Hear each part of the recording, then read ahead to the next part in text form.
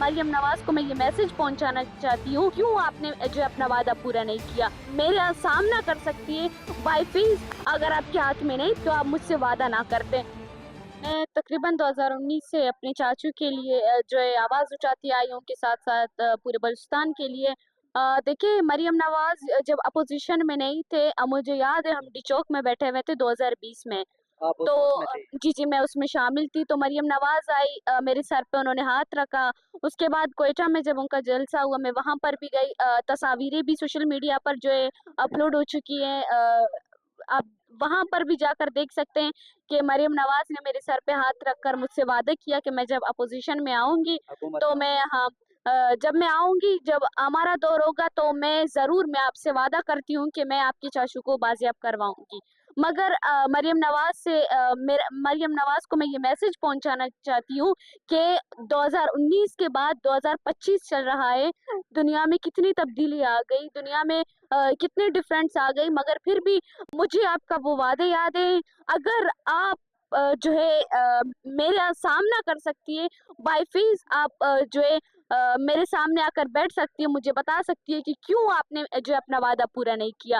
اگر آپ کے ہاتھ میں نہیں تھا، آپ کی اتھارٹی میں نہیں تھا، تو آپ مجھ سے وعدہ نہ کرتے۔ میرے السلام علیکم۔ آج جو بلوچ یکجہتی کمیٹی اور جو بلوچ مسنگ پرسن کی فیملیز کے احتجاج کو آج 10واں روز ہے، آج جو ابھی مغرب کا ٹائم ہو چکا ہے، 10واں روز بھی ختم ہونے کو ہے، کن حالات کا ان کو سامنا کرنا پڑا۔ فوزیہ اور مہذیب ہمارے ساتھ موجود ہیں۔ روزانہ ہم دیکھ رہے ہوتے ہیں جن بارش کا، دھوپ کا، ہر قسم کے حالات کا یہ سامنا کر رہے ہیں۔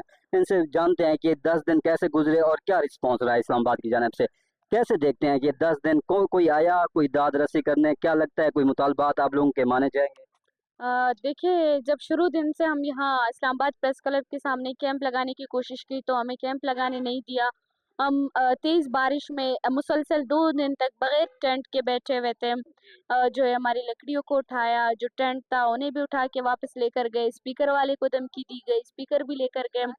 اور اس کے بعد جب ہمارا چوتھا دن تھا تو ہم جیسے ہی، کیونکہ ہم رات کو چلے جاتے تھے، صبح واپس آ جاتے تھے، تو جب ہم صبح آ رہے تھے تو ہم نے دیکھا کہ پریس کلب کو چاروں طرف سے گھیر لیا گیا ہے، تو ہمیں پریس کلب کی جانب نہیں جو گرین بیلٹ ہے ادھر نہیں جانا۔ جانے نہیں دیا۔ پھر ہم جو ہے سائڈ پہ بیٹھے ہوئے ہیں، جب سائڈ پہ آ کر ہم بیٹھتے تھے تو ہمارے ارد گرد جو ہے ڈائیورٹ بسز لے کر آتے تھے تاکہ یہ کور ہو جائے، ان کو جو سول سوسائٹی ہے اسلام آباد کی وہ نہ دیکھیں۔ مگر پھر بھی ہم پرامن ہو کر بیٹھے ہیں۔ تو آپ دیکھ سکتے ہیں پچھلے روز جب ہمیں فلیٹ سے بھی نکال دیا گیا تھا، وہاں کی پانی بند کر دی تھی، اور یہاں پر بھی مختلف شکل کے، مختلف طریقے کے لوگ آ کر ہمیں پروفائلنگ کرنے کی کوشش کرتے ہیں۔ ہمارے ساتھ جو میل ساتھیاں ہوتے ہیں ان کو جو تھریٹ کرتے ہیں کہ آپ اپنا ماسک نکالیں، اپنے ماسک کیوں پہنے۔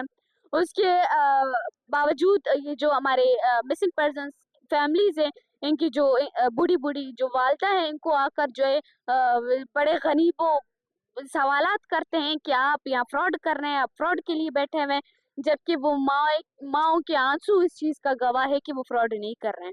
جیسے یہ مہذب بتا رہی ہے کہ لوگ آتے ہیں، تھریٹ بھی کرتے ہیں، لیکن کوئی ایسا بھی ہے جو آ کے داد رسی کرے اور کہے ہم آپ کا ساتھ دیں گے، یا آپ کو لگا ہو کہ یہ ہمارے ساتھ کھڑے رہیں گے؟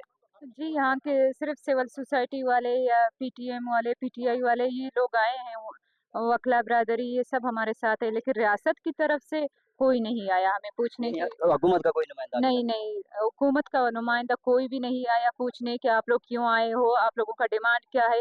اور پولیس والے بھی ابھی تک، ان لوگوں کو پتہ نہیں ہے ہمارا ڈیمانڈ کیا ہے، ابھی تک ہمیں پوچھا نہیں آپ لوگوں کا ڈیمانڈ ہے کیا ہے۔ صرف یہ ہے کہ پولیس والوں کو جو آرڈر دیتے ہیں کہ ان لوگوں کو ہراس کرے، جانے نہ دے، ان لوگوں کو چھپائے، یہاں کے عوام سے جو بھی آرڈر ہے، اوپر سے آرڈر صرف آتے ہیں ان لوگوں کے لیے، لیکن ان لوگوں کو پتہ نہیں ہے کہ ہمارا یہاں رہنے کا مقصد کیا ہے یا ہمارا درد کیا ہے۔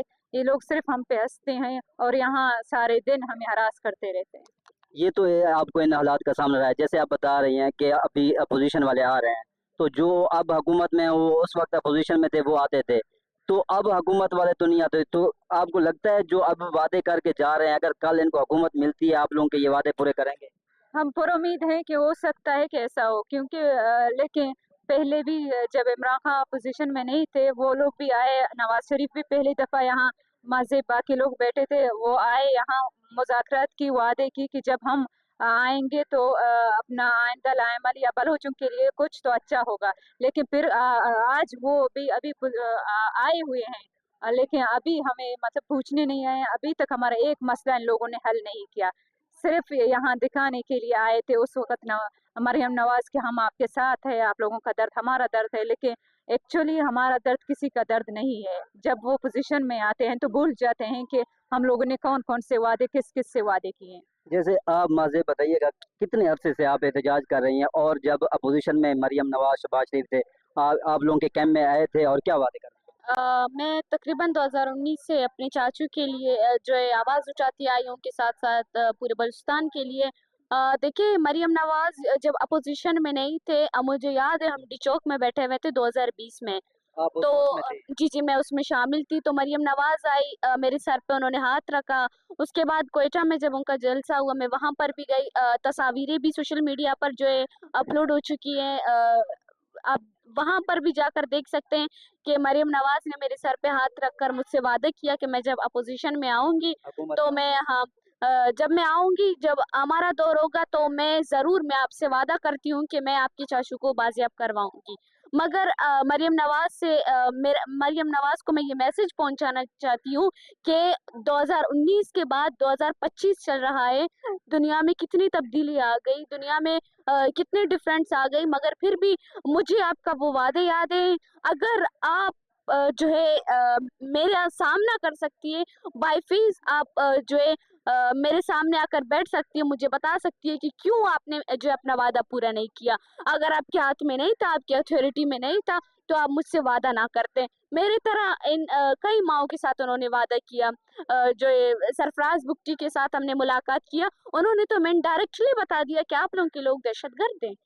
ये आपके जो वजीर आला बलूचिस्तान है? जी जी, पिछले साल हम जब इस्लामाबाद आए थे, तो उन्होंने हमें जो है जज के ऑर्डर के थ्रू, जज ने बताया था कि आप इन फैमिलीज के साथ मिले, इनके साथ डिस्कस करें। और जब हम वहां गए तो उन्होंने मुझे बताया कि आप लोगों के लोग तो वो जो है अपने मसलों में झगड़े करके घरों से निकल जाते हैं। भाई, हमारे लोग मेंटली तौर पर परफेक्ट है। हमारे लोग ना कि पागल है, ना कि नफसियाती है, ना कि उनके दिमाग खराब है कि वो अपने घर छोड़कर जो है सालों साल गायब हो जाएं। कोई जो ट्रॉमा में जाने वाला एक पागल होता है ना, वो भी इस तरह अपना घर छोड़ के नहीं चला जाता। फिर हमारे सादे सीधे लोग कहाँ चले जाते हैं? फौजिया, ये बताइएगा, अगर जैसे ये रिस्पांस आ रहा है अब, यानी हमने देखा है 10वां रोज़ है, कुछ ना कुछ लोग आ रहे हैं, जब तक ये तो लोग आ रहे हैं, अगर आप लोगों के मुतालबात नहीं माने जाते तो आप धूप सर्दी का बर्दाश्त करते हुए बैठे रहेंगे यहाँ पे? जी जी बिल्कुल, हम यहाँ आए हैं, हमें पता है कि यहाँ सुनने वाला कोई नहीं है, फिर भी हम पुरुमीद होकर यहाँ आए। और हमारे जो लोग हैं, जो बूढ़े बूढ़े माएँ हैं, छोटे छोटे बच्चे हैं, इन लोगों का हौसला अभी तक बुलंद है। और जब तक इन लोगों का डिमांड भी यही है, और हमारा BOIC की तरफ से भी डिमांड यही, जब तक हमारे डिमांड नहीं माने जाते हम यहाँ से नहीं हिलेंगे। जब तक हमारे लोगों को बाजियाब नहीं करते, BOIC के लीडरशिप डॉक्टर महरंग को अपने साथियों के साथ बाजियाब नहीं करते, और बलूचिस्तान में जो क्रैकडाउन चल रहा है, हमारे लोगों को मिसिंग कर रहे हैं, जब तक ये सिलसिला बंद नहीं किया जाता तो हम यहाँ बैठे रहेंगे। जी, थैंक यू, शुक्रिया बहुत बहुत। जी नाजरीन, आपने सुना कि बलोच फैमिलीज़ का यही कहना है कि जब तक हमारे मुतालबात नहीं सुने जाते, हमारे मुतालबात पूरे नहीं होते, हम यहाँ से जाने वाले नहीं हैं।